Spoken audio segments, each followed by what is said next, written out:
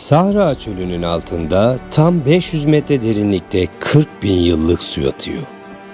Bu suyu son içen insanlar mamut avlıyordu. Ve Libya o suyu bugün milyonlarca insanın musluğundan akıtıyor. Bunu duyunca çoğu insan şunu soruyor: bu nasıl mümkün?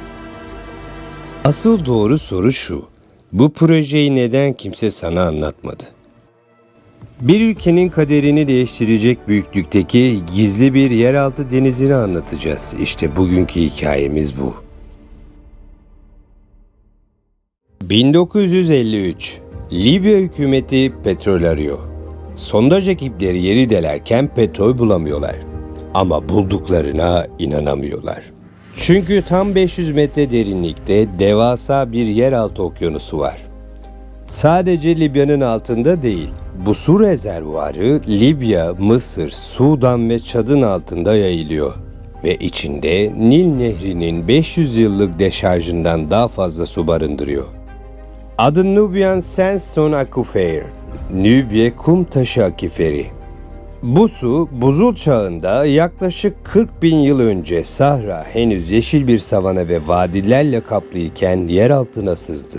Artık yeniden dolmuyor. Yani bu su yenilenemeyen bir kaynak. Bir kez tüketirsen bitti. Petrol gibi ama petrolden çok daha kıymetli. Libya'nın sorunu basit ama ölümcüldü. Nüfusun %90'ı çölde yaşamak zorunda kalıyordu. Kıyıdaki kuyular ise Akdeniz'den sızan tuzlu suyla yavaş yavaş kirleniyordu. Kaddafi 1984'te bir karar aldı. Bu suyu çölün altından kuzey kıyılarına taşıyacak 1600 kilometrelik bir hat. Herkes imkansız dedi. Ama o yaptı. İnşa ettikleri boruların çapı 4 metre. İçinden rahatça bir su geçebilirdi. Her boru parçası 7 metre uzunluğunda. Çelik takviyeli ön gerilmeli betondan üretildi.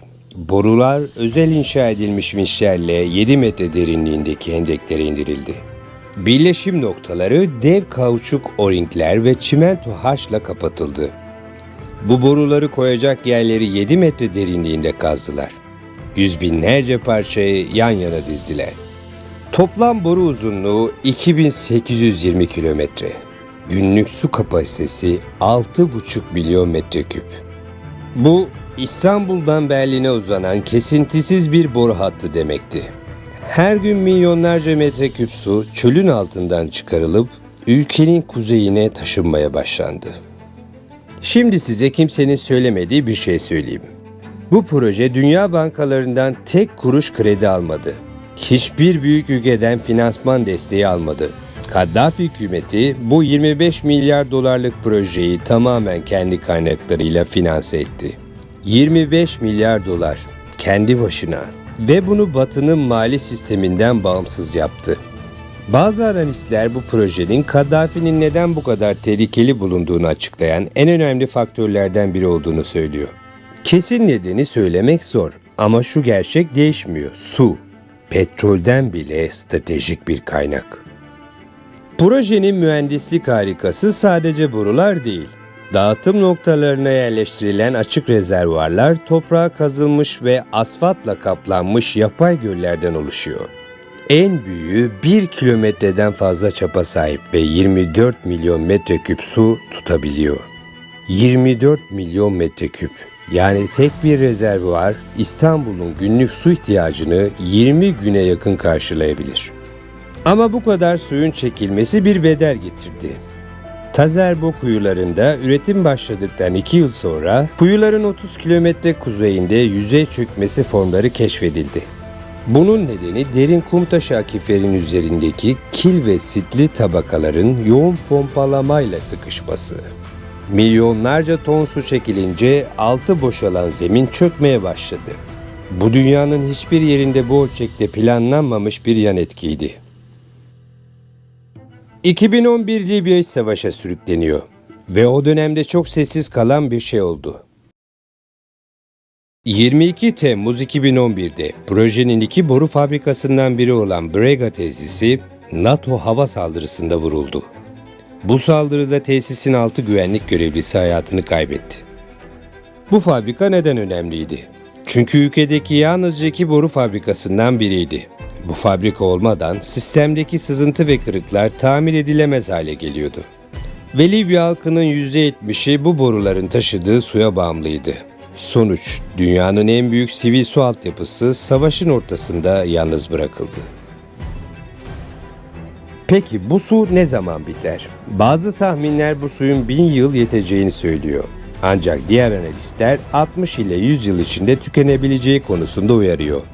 Şu an Libya varlığını sürdürebilmek için yenilenemeyen bir kaynağı tüketiyor. Bu nehrin akması durduğu gün, Libya'nın kuzeyindeki 6 milyondan fazla insan tek bir damla su bulamaz.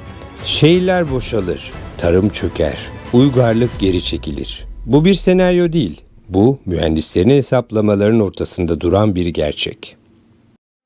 Libya bugün geçmişten biraz kalan suyu tüketiyor. Ve o su bir gün bittiğinde Kuzey Libya'da milyonlarca insanın yaşamı doğrudan etkilenecek. Şehirler küçülecek, tarım büyük darbe alacak.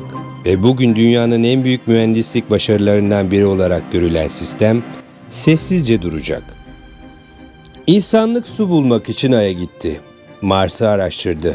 Ama dünyanın en büyük su harikası çölün tam altında 40 bin yıldır bekliyordu. Libya onu buldu. Boru ile taşıdı, şehirleri besledi. Ve belki de o suyla birlikte kendi kaderini de boruya bağladı. Asıl soru şu, insan doğanın milyonlarca yılda biriktirdiğini bir asırda tüketmeye devam edecek mi? Cevabı sen ver, yorumlara yaz. Petrol tükenirse ekonomi çöker ama su tükenirse medeniyet çöker. Dünyanın en uzun köprüsünü, okyanus altındaki tünelleri, geleceğin dev havalimanlarını anlattım. Hepsini izlemek için kanalda kalın.